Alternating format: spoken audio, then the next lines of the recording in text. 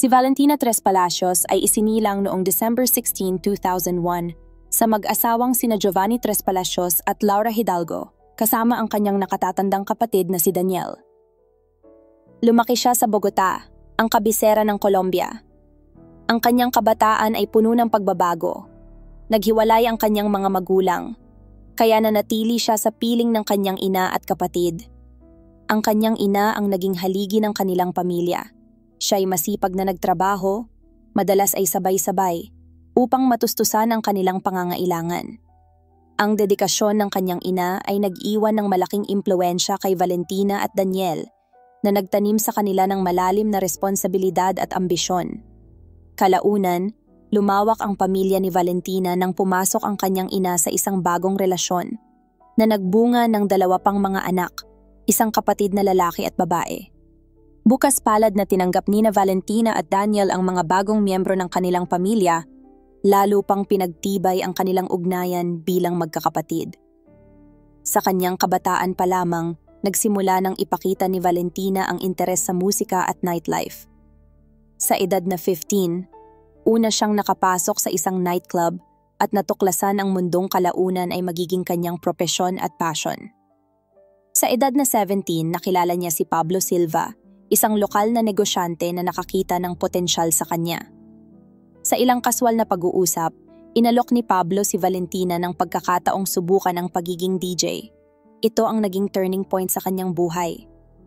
Buong sigasig niyang sinimulan ang pag-aaral, ibinubuhos ang kanyang oras upang mahasa ang kanyang talento sa pagiging DJ. Noong 2019, matapos ang 2 taong pagsusumikap, matagumpay na natapos ni Valentina ang kanyang kurso at nakatanggap ng Professional DJ Certificate. Humanga si Pablo sa kanyang talento at dedikasyon, kaya't siya na rin ang naging manager ni Valentina. Sa tulong ng mga koneksyon ni Pablo sa industriya ng entertainment, nagsimula nang tumanggap si Valentina ng mga professional booking sa mga club sa Bogota. Hindi lamang sa professional na aspeto nagtapos ang relasyon nila. Kalaunan ay naging romantiko ang ugnayan nila na tumagal ng 3 taon. Sa kabila ng kanilang paghihiwalay, nanatili silang magkaibigan at patuloy na sinuportahan ni Pablo ang karera ni Valentina. Sa mga sumunod na taon, umangat ng husto ang karera ni Valentina. Ang kanyang likas na karisma, talento sa musika, at abilidad na damahin ang mood ng mga tagapakinig ay nagbigay sa kanya ng reputasyon bilang isa sa mga pinakapinipiling DJ sa Colombia. Regular siyang nagtatanghal sa mga sikat na club sa Bogota at Medellin na laging puno ng mga tagahanga. Lumampas pa ang tagumpay niya sa mga hangganan ng Colombia at ang kanyang talento ay umakit sa pansin ng mga organizer ng mga international festival at club sa mga karatig bansa. Nakatanggap si Valentina ng mga imbitasyon upang magtanghal sa Chile, Mexico at Brazil, na siyang nagpalawak at nagdagdag ng mga tagahanga sa kanyang fanbase. Bukod pa sa kanyang karera sa musika, nagsimula rin siyang magtrabaho bilang modelo. Dahil sa kanyang natural na kagandahan at estilo, nakuha niya ang atensyon ng industriya ng fashion, na nagbukas ng mga bagong oportunidad para sa kanya. Ang karagdagang aktibidad na ito ay hindi lamang nagdagdag sa kanyang kasikatan, kundi naging karagdagang pinagkukunan ng kita. Sa kabila ng mabilis na pag-angat ng kanyang karera, hindi nakalimutan ni Valentina ang kanyang pamilya.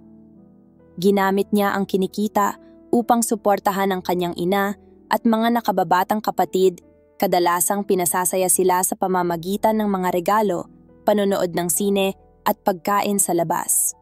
Ang kanyang pagiging mapagbigay at dedikasyon sa pamilya ay lalo pang nagpatibay ng kanyang popularidad sa paningin ng kanyang mga tagahanga. Noong unang bahagi ng 2022, sa kasagsagan ng kanyang karera, nakilala ni Valentina ang isang lalaking magbabago sa takbo ng kanyang buhay. Sa pamamagitan ng dating app na Tinder, nakilala niya ang isang 34 years old na Amerikano na si John Pulos. Sa kabila ng malaking agwat sa edad at hadlang sa wika, nagsimula silang mag-usap. Si John, na mahina sa wikang Espanyol, ay gumamit ng online translator upang makipag-communicate kay Valentina. Gayunpaman, hindi naging hadlang ang problemang ito upang mabuo ang kanilang virtual na relasyon. Naakit si John sa kagandahan at karisma ni Valentina at ipinakita niya ang matiyagang pakikipag-ugnayan. Ikinuwento niya ang kanyang buhay sa Texas, ang kanyang trabaho at mga interes. Si Valentina naman ay nagbahagi ng mga kwento tungkol sa kanyang karera bilang DJ at ang buhay niya sa Bogota. Sa loob ng ilang linggo, lalo pang tumindi ang kanilang komunikasyon. Araw-araw silang nagpapalitan ng mensahe at unti-unting natutunan ang mas marami tungkol sa isa't isa. Ipinakita ni John ang natatanging interes sa karera ni Valentina. Madalas na nagtatanong tungkol sa kanyang mga pagtatanghal at mga plano sa hinaharap. Pagkatapos ng ilang linggo ng virtual communication, inalok ni John ang personal na pagkikita. Dahil may nakaschedule na pagtatanghal si Valentina sa isang festival sa Mexico, napagpasyahan nilang ito ang perpektong pagkakataon para sa kanilang unang pagkikita. Ang Mexico ay naging maginhawang lugar ng tagpuan na nasa pagitan ng Colombia at Texas. Bagamat sanay si Valentina sa atensyon mula sa mga lalaki, naakit siya sa ideya ng pakikipagkita sa isang Amerikano. Si John naman ay hindi nagtipid sa gastusin upang maisaayos ang kanilang pagkikita. Sinagot niya ang lahat ng gastusin sa paglalakbay. Nang sa wakas ay magkita sila, maganda ang naging unang impresyon nila sa isa't isa. Sa kabila ng hadlang sa wika, nakahanap sila ng pagkakapareho. Nabighani si John sa kagandahan at energy ni Valentina sa personal, habang pinahalagahan naman niya ang pagiging magalang at mapagbigay ni John. Sa loob ng ilang araw sa Mexico, maraming oras ang ginugol nila na magkasama.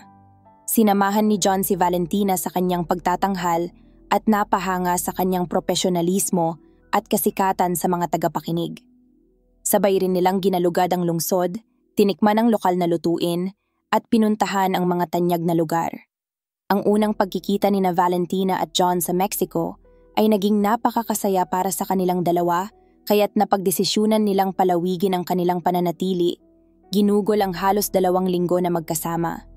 Sa panahong ito, lalong lumalim ang kanilang ugnayan. At ang nag-umpisang simpleng online na kakilala ay nauwi sa isang tunay na romantikong relasyon. Pagbalik mula sa Mexico, nagpasya sina Valentina at John na ipagpatuloy ang kanilang relasyon sa kabila ng distansyang naghihiwalay sa kanila.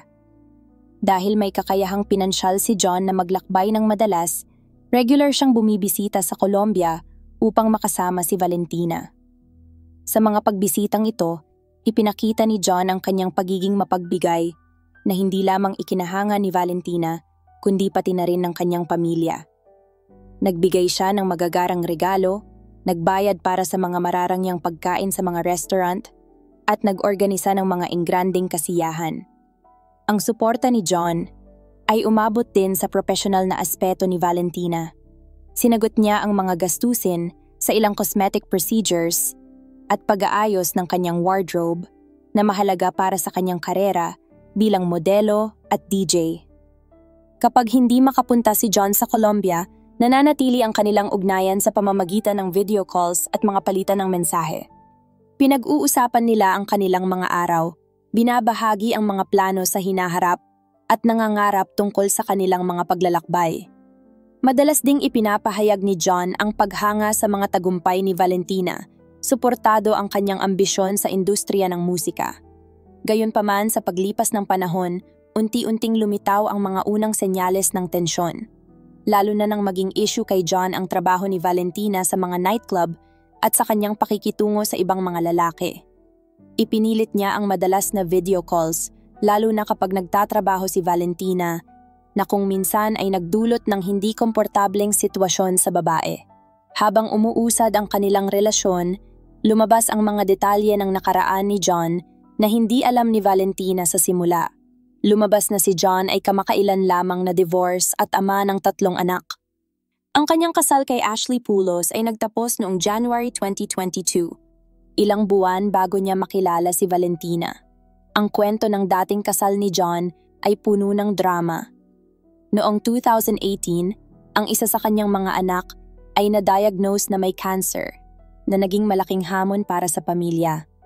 Ang stress mula sa sakit ng anak at ang pangangalaga sa 3 bata ay negatibong nakaapekto kay John, ayon sa kanyang dating asawa, dahilan upang siya'y maging agresibo na nauwi sa kanilang hiwalayan. Sa proseso ng kanilang diborsyo, lumabas ang isang hindi kaaya-ayang panig ni John. Inilipat niya ang lahat ng ari-arian nilang mag-asawa sa isang offshore trust na epektibong iniwan ang kanyang dating pamilya na walang pera pang gastos. Bukod dito, tumanggi rin siyang magbigay ng suporta sa mga anak na nagpakita ng kawalan ng responsibilidad para sa kanilang kapakanan. Ang mga katotohanang ito mula sa nakaraan ni John ay nanatiling hindi alam ni Valentina sa malaking bahagi ng kanilang relasyon. Nakita lamang niya ang panig ni John na gusto nitong ipakita, isang matagumpay at mapagbigay na lalaki na handang gawin ang lahat para sa kanya. Habang lumilipas ang panahon, unti-unting lumitaw ang totoong ugali ni John. Ang kanyang pagiging controlling at seloso ay lalong naging kapansin-pansin. Nagsimula nang magkaroon ng tensyon ang relasyon nila ni Valentina. Si John, na noong unay humanga sa kasikatan at tagumpay ni Valentina, ay naging labis na seloso at mapaghinala. Unti-unti niyang ipinakita ang kanyang pagiging dominante. Hinihiling niyang mag-video call si Valentina tuwing pupunta ito sa mga event o pagtatanghal. Gusto niyang malaman kung nasaan siya, sino ang kanyang kausap, at pinanghimasukan pa ang kanyang pananamit. Ang ganitong pag-uugali ay nagdulot ng pagkabalisa kay Valentina na lubos na pinahahalagahan ang kanyang kalayaan at pagiging propesyonal. Maging ang pamilya ni Valentina na sa simula ay sumusuporta sa kanilang relasyon ay nagsimulang mag-alala. Bagamat itinuturing pa rin nila si John bilang protektor ni Valentina, ang malinaw niyang obsesyon at pagiging controlling ay nagdulot ng pagkabalisa para sa kanila. Noong December 2022, dumating ang sukdulan ng kanilang tensyon. Pagod na si Valentina sa patuloy na pagkontrol at paghihinala ni John, kaya't sinubukan niyang tapusin ang kanilang relasyon. Pakiramdam niya ay lalo nang nagiging mapanghimasok at lason ang ugali ni John. Sa takot na tuluyang mawala si Valentina, gumawa si John ng desperadong hakbang. Inihayag niyang kumuha siya ng pribadong detektib na di umano'y nakapagkumpirma sa kanyang mga hinala ng pagtataksil ni Valentina. Nagdulot ito ng mainit na pagtatalo kung saan mariing itinanggi ni Valentina ang lahat ng akusasyon. Nang mapagtanto ni John na ang kanyang mga kilos ay maaaring magtapos sa kanilang relasyon, bigla niyang binago ang kanyang diskarte. Nagsimula siyang humingi ng tawad kay Valentina at nangakong magbabago. Bukod dito, inanunsyo niya ang kanyang desisyong lumipat mula Texas patungong Colombia upang makalapit kay Valentina. Ipinahayag niya na ang pagiging palagi ang malapit kay Valentina ay makatutulong sa kanya upang malampasan ang kanyang insecurity at selos. Inihayag din niya ang kagustuhang magpakasal at bumuo ng pamilya kasama si Valentina. Ang hindi inaasahang alok na ito at ang tila kahandaan ni John na magbago ng buhay ay nakaantig kay Valentina. Matapos ang mahabang pag-iisip at sa ilalim ng impluwensya ng damdamin, napagpasyahan ni Valentina na bigyan ng isa pang pagkakataon ang kanilang relasyon. Pumayag siyang magsama sila sa pag-asang ang pagiging malapit nila sa isa't isa ay makatutulong upang maresolba ang kanilang mga problema at mapatatag ang kanilang samahan. Sa simula ng 2023, isinakatuparan ni John ang kanyang plano na lumipat sa Colombia. Noong January 19, dumating siya sa Bogota at umupa ng isang apartment sa isang prestihiyosong residential complex sa loob ng 4 na araw. Ang maikling panahon ng pagrenta ni John sa apartment ay kalaunan naging sanhi ng pagdududa ng mga investigador. Noong January 20, nirentahan ni John ang isang Volkswagen Voyage na kotse at tinulungan si Valentina na ilipat ang kanyang mga gamit sa bagong apartment. Punong-puno ng sigla si Valentina tungkol sa kanilang pagsasama na makikita sa isang video call niya sa kanyang ina kung saan ipinakita niya ang bagong tahanan sa pamamagitan ng virtual tour. Kinagabihan, nagtungo ang magkasintahan sa Nexus Nightclub kung saan magtatanghal si Valentina bilang DJ. Ayon sa mga saksi, magkasama silang nakita at tila masaya, bahagyang nakainom ngunit hindi lasing. Gayunpaman, napansin ng ilang saksi na mukhang nagseselos si John dahil sa atensyong natatanggap ni Valentina mula sa ibang mga bisita ng club. Ang huling pampublikong paglabas ni Valentina ay naganap noong gabi ng January 20, nang sila ni John ay bumalik sa kanilang apartment.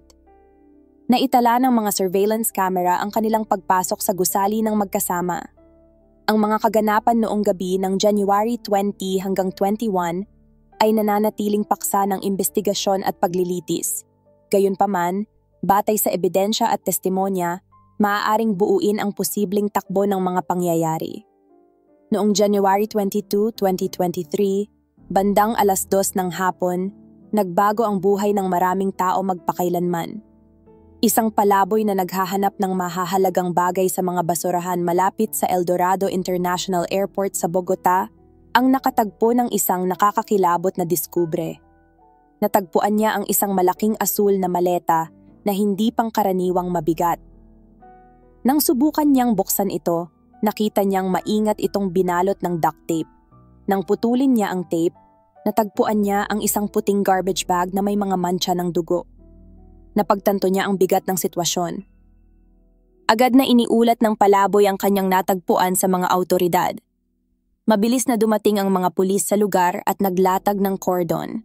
Sa masusing inspeksyon, natuklasan nilang sa loob ng maleta ay ang bangkay ng isang babae.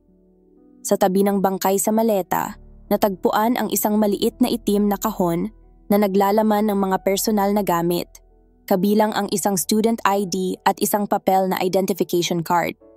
Ang mga dokumentong ito ang naging susi upang mabilis na makilala ang biktima bilang si Valentina Tres Palacios.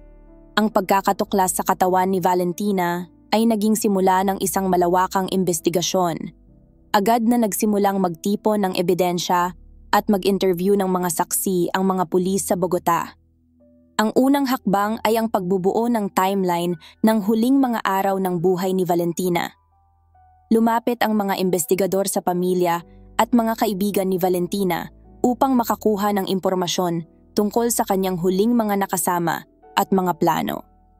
Partikular na binigyang pansin ang katotohanang hindi sumipot si Valentina sa nakaschedule na pagtatanghal sa Nexus Club noong Sabado, January 21.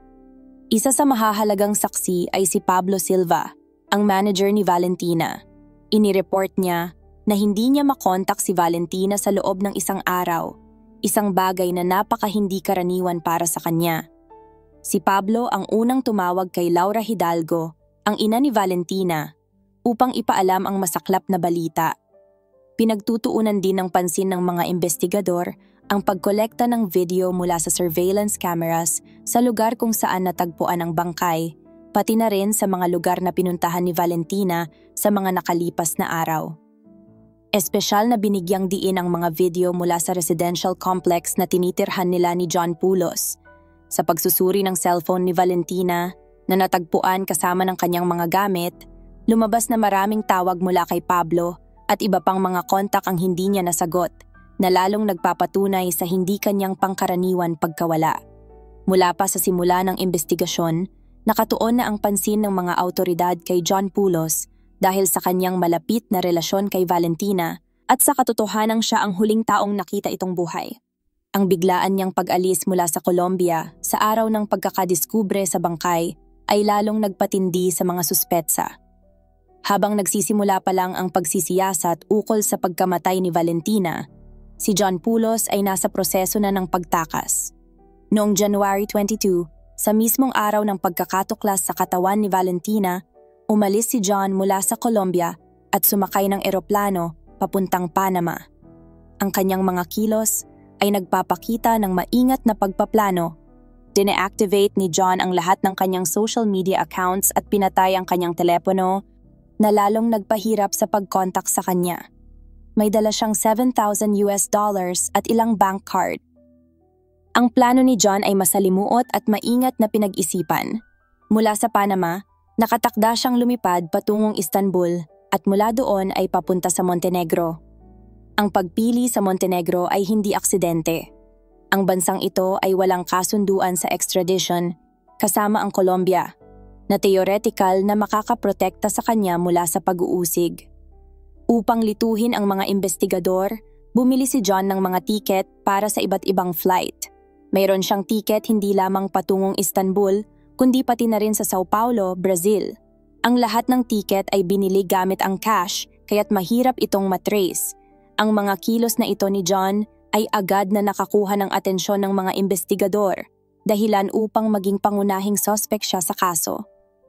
Idineklara ng mga autoridad ng Colombia na si John ay wanted at nag-alok ng gantimpalang 20 million Colombian pesos, humigit kumulang $45,000 para sa impormasyon tungkol sa kanyang kinaroroonan. Ang pagtakas ni John ay naging isang international operation para sa kanyang pagkakaaresto. Nakipagtulungan ang mga pulis ng Colombia sa Interpol at iba pang ahensya ng pagpapatupad ng batas sa ibang mga bansa upang masubaybayan ang kanyang mga galaw. Salamat sa mabilis at koordinasyon ng mga autoridad, naaresto si John sa paliparan ng Panama. Ang dramatikong pag-aresto ay nangyari ilang minuto bago siya makasakay sa isang flight patungong Istanbul. Sa panahon ng pag-aresto, natagpuan sa kanya ang malaking halaga ng cash at ilang mga credit card. Bukod dito, napansin din ang mga gasgas sa kanyang muka na ayon sa mga investigador ay posibleng bakas ng pakikipagbuno kay Valentina. Ang paliwanag ni John tungkol sa kanyang pagtakas ay hindi naging kapanipaniwala. Sinabi niya na siya ay tumatakas mula sa Medellin cartel, na di umano'y responsable sa pagkamatay ni Valentina at ngayoy pinupuntirya siya. Gayunpaman, agad na tinanggihan ng mga investigador ang bersyong ito bilang hindi makatotohanan. Ang pagkakaaresto kay John sa Panama ay naging isang mahalagang bahagi ng investigasyon. Hindi lamang nito napigilan ang posibleng pagkawala niya, kundi nagbigay din ito ng mahalagang ebidensya at pagkakataon upang maisagawa ang masusing interogasyon sa suspek. Isang araw lamang matapos siyang maaresto, noong January 26, 2023, si John ay na-extradite pabalik sa Colombia. Dito siya humarap sa hukuman kung saan siya kinasuhan ng pagpatay kay Valentina Tres Palacios at pagtatago ng ebidensya. Ang pagdating ni John sa Bogota noong January 26, 2023 ay sinabayan ng masusing seguridad. Naghihintay ang mga pulis at mamamahayag sa paliparan habang ibinababa mula sa eroplano ang suspek sa pagpatay. Ang mga unang larawan ni John pagkatapos ng extradition ay nagpapakita ng mga gasgas sa kanyang mukha, na muling kinumpirma ang mga obserbasyon noong siya'y inaresto sa Panama. Ang mga gasgas na ito ay naging mahalagang elemento ng ebidensya dahil maaaring nagpapakita ang mga ito ng bakas ng pakikipaglaban sa biktima. Pagdating, agad siyang dinala sa isang detention center para sa paunang interogasyon. Sa mga interogasyon, patuloy na iginiit ni John ang kanyang pagiging inosente. Inuulit ang bersyon na siya'y tinutugis ng isang kartel. Gayunpaman, mabilis na natuklasan ng mga investigador ang mga hindi tugmang bahagi ng kanyang kwento. Agad namang nagsimulang bumuo ng depensa ang mga abogado ni John. Binibigyang diin ang mga problema sa pagsasalin at sinasabing hindi nauunawaan ng kanilang kliyente ang kalikasan ng mga paratang dahil sa hadlang sa wika. Ang taktikang ito ay naglalayong pahabain ang proseso ng hukuman at lumikha ng batayan para sa posibleng mga appeal sa hinaharap. Habang ini-interrogate si John, patuloy na nangalap at nagsuri ng ebidensya ang mga investigador. Isa sa mga pangunahing elemento ng investigasyon ay ang mga video mula sa surveillance cameras na naka-install sa residential complex kung saan nakatira sina John at Valentina. Ang mga video ay nagpakita kung paano noong January 19, nag-check-in si John sa apartment na may dalang asul na maleta. Nakalaunan ay naging instrumento ng krimen. Noong January 20, naitala ng mga kamera ang magkasintahan na pumapasok sa gusali ng magkasama. Ang huling pagkakataon na nakita si Valentinang buhay. Particular na binigyang pansin ang footage mula sa madaling araw ng January 22. Ipinakita nito si John na nagtutulak ng mabigat na asul na maleta na natatakpan ng kumot gamit ang isang cart. Inilagay niya ito sa nirentahang kotse na halatang hirap buhatin, na nagpapahiwatig ng bigat ng laman nito. Ang karagdagang mga video ay nagpakita ng ruta ng kotse ni John sa lungsod, kabilang ang paghinto malapit sa lugar kung saan natagpuan ang katawan ni Valentina. Ang mga ebidensyang ito mula sa video ay naging susi sa pagtatatag ng timeline ng mga pangyayari at sa connection ni John sa krimen. Nagbigay din ng mahalagang ebidensya ang forensic test. Kinumpirma ng pagsusuri sa katawan ni Valentina na ang pagkamatay ay dulot ng strangulation at ang maraming pasa at gasgas ay nagpapakita ng brutal na pag-atake. Iminungkahi ng mga eksperto na maaring nakatanggap ng mga gasgas ang salarin mula sa mga kuko ng biktima na tumutugma sa mga sugat na natagpuan sa mukha ni John. Ang mga gasgas sa loob ng bibig ay nagpapakita ng matinding kalupitan ng pag-atake. Ang katotohanang natagpuan si Valentina na nakasuot ng nightgown ay nagpapahiwatig na ang pag-atake ay naganap habang siya ay natutulog o naghahanda para matulog, na maaaring dahilan kung bakit hindi siya nakapagdepensa ng maayos. Ang ebidensyang ito, kasama ang biglaang pagtakas ni John at ang kanyang hindi tugmang mga paliwanag, ay lumikha ng matibay na batayan para sa prosekusyon sa kaso ng pagpatay kay Valentina Tres Palacios. Habang nagpapatuloy ang investigasyon, lumitaw ang mga bagong detalye tungkol sa personal na buhay ni Valentina na nagbigay liwanag sa posibleng motibo ng krimen. Natuklasan ng mga investigador na mula noong November 2022, may romantikong relasyon si Valentina sa isang matagumpay na negosyante na si Santiago Luna. Si Santiago, na nakatira sa isang marangyang penthouse at may koleksyon ng mga mamahaling sasakyan. Ang relasyong ito ay nanatiling lihim kay John, ngunit pinaghihinalaan ng mga investigador na maaaring nalaman niya ito bago ang trahedya. Ang pagsusuri sa mga mensahe ni Valentina sa kanyang mga kaibigan ay nagpakita na plano na niyang tapusin ang relasyon kay John. Nagsabi si Valentina ng mga reklamo tungkol sa pagiging controlling ni John at ipinahayag ang kanyang mga pagdududa tungkol sa kanilang hinaharap dahil sa malaking agwat ng kanilang edad. Ang mga detalyeng ito ay nagbigay daan sa mga investigador na makabuo ng teorya tungkol sa motibo ng krimen. Pinaniniwalaan na si John, matapos malaman ang balak ni Valentina na tapusin ang kanilang relasyon at ang tungkol sa kanyang ugnayan sa ibang lalaki, ay kumilos dahil sa matinding selos at galit. Noong January 28, 2023, naganap ang unang pagdinig sa kaso ni John Poulos. Ang session ay nagdulot ng malaking atensyon mula sa publiko at media na naging isang kontrobersyal na pangyayari sa Colombia. Sa pagdinig, formal na inihain kay John ang mga kaso ng pagpatay kay Valentina Tres Palacios at pagtatago ng ebidensya. Binibigyang diin ng mga taga-usig ang kalupitan ng krimen at ipinakita sa hukuman ang mga pangunahing ebidensya, kabilang ang mga video mula sa surveillance cameras at ang resulta ng forensic examination. Agad na nagsagawa ng mga taktikang pagpapaliban ng depensa ni John. Ang mga abogado niya ay nagharap ng reklamo tungkol sa umano'y ilegal na pag-aresto sa kanilang kliyente sa paliparan ng Panama, na sinasabing nilabag ang kanyang mga karapatan. Iginiit din nila ang mga issue sa translation na nagsasabing hindi nauunawaan ni John ang nilalaman ng mga paratang dahil sa language barrier. Ang kilos ni John sa panahon ng pagdinig ay nagdulot ng karagdagang mga tanong. Tumatawa siya sa mga hindi angkop na sandali, na nag-udyok sa hukom na siya ay sawayin. Itinuring ito ng marami bilang isang tanda ng kawalang galang sa hukuman at sa kaseryosohan ng sitwasyon. Inilahad ng mga taga-usig ang teorya na pinlano ni John ang krimen ng maaga. Tinukoy nila ang maikling panahon ng pagrenta sa apartment na 4 na araw lamang, na salungat sa kanyang mga pangako kay Valentina na magkasama silang titira ng matagal. Inaasahan ang mahaba at masalimuot na paglilitis dahil sa bigat ng mga paratang. Ang pagkamatay ni Valentina Tres Palacios ay nagdulot ng malawak na reaksyon hindi lamang sa lipunang Colombian kundi pati na rin sa ibang mga bansa. Ang trahedyang ito ay nagbukas ng mahahalagang tanong tungkol sa kaligtasan ng kababaihan, mga toxic na relasyon at feminismo. Maraming civic organizations ang nag-organisa ng mga memorial events para kay Valentina upang bigyang pansin ang problema ng karahasan laban sa kababaihan. Sa social media, lumaganap ang mga hashtags na sumusuporta sa mga biktima ng domestic violence at mga panawagan na palakasin ang mga batas kaugnay nito.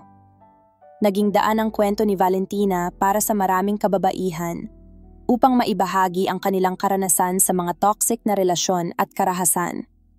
Dahil dito, tumaas ang bilang ng mga tumatawag sa crisis centers at support hotlines.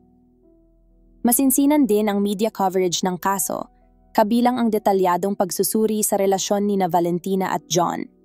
Tinalakay ng mga psychologist at sociologist ang mga palatandaan ng toxic na relasyon na makikita sa kanilang kwento. Binibigyang diin ang kahalagahan ng maagang pagkilala sa mga babala. Ang kaso ay nagpasimula rin ng mga diskusyon tungkol sa kaligtasan sa social media at mga dating app dahil sa Tinder nagkakilala sina Valentina at John. Dahil dito, nanawagan ang mga tao na palakasin ang mga security measures sa mga ganitong platform. Ang trahedyang sinapit ni Valentina Tres Palacios ay nagkaroon din ng malaking epekto sa industriya ng aliwan at club sa Colombia.